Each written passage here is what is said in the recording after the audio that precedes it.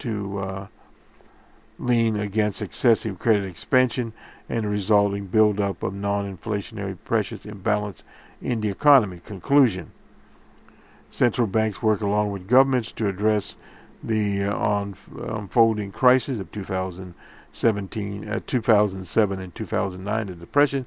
Their actions were necessary and appropriate crisis management, but central banks alone should not be expected to deliver a sustainable economic growth. Such policies must be complemented by policies measures implemented by governments, and at the present much remains to be done by governments, parliaments, public authorities, and the private sector to tackle policy economics and the substantial weakness that originates outside the control or influence of central banks. In order to contribute to substantial economic growth, the report presumes that all actors are fully responsible. Very interesting summary there. We'll go now to the BBC, and we'll do the markets very, very quickly here as we move to the let's see, just a minute here.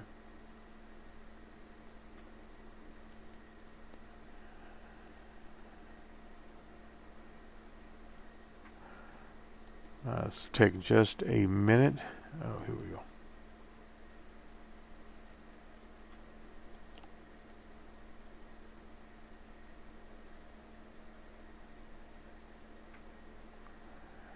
And we'll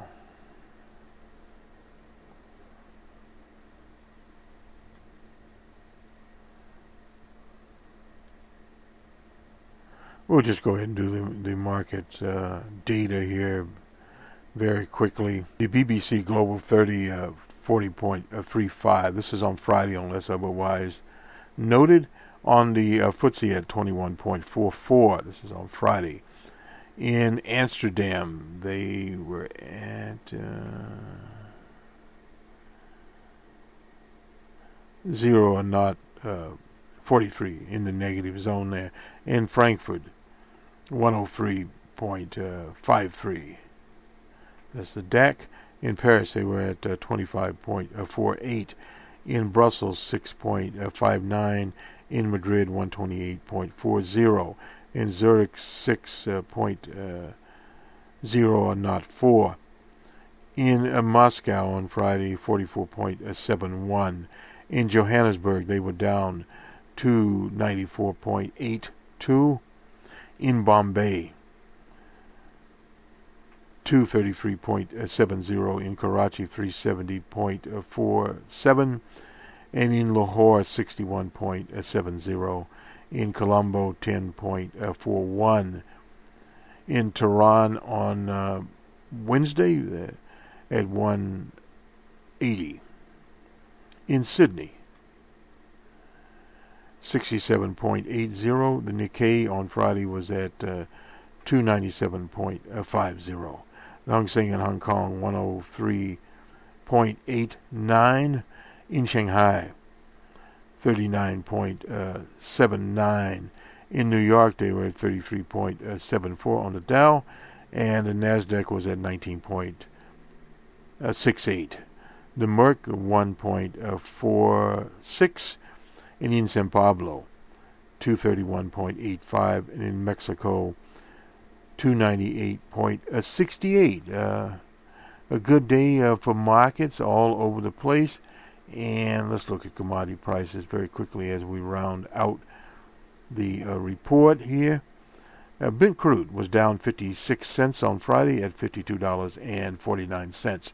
The spot was up $1.05 at $53.13.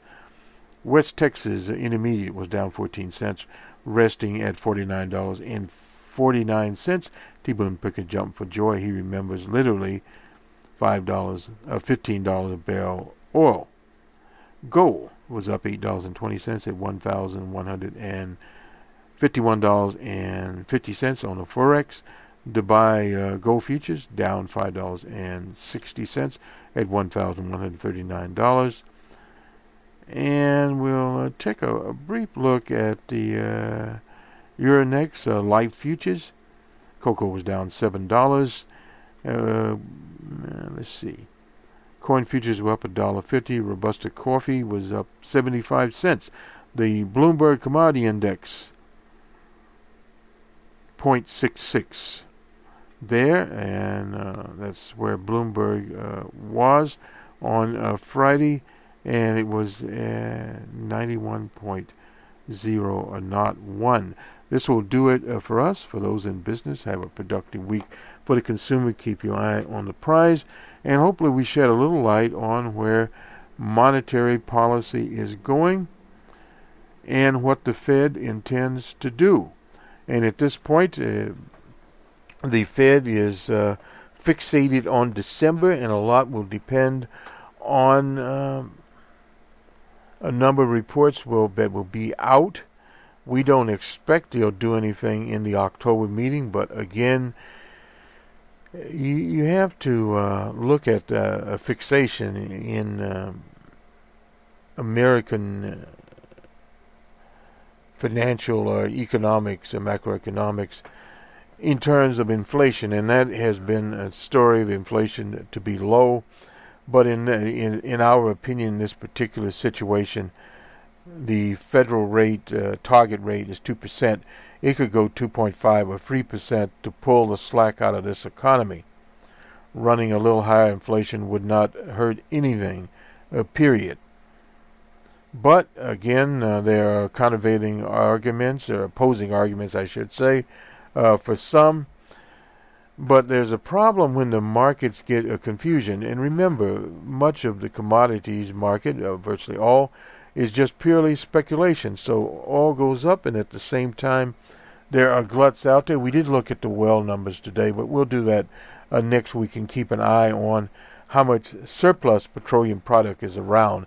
And of course, OPEC and non-OPEC members are pumping out as much as possible and discounting it there. We do see a temporary return, but how long this return will last, a lot of it will depend on China and where the demand is.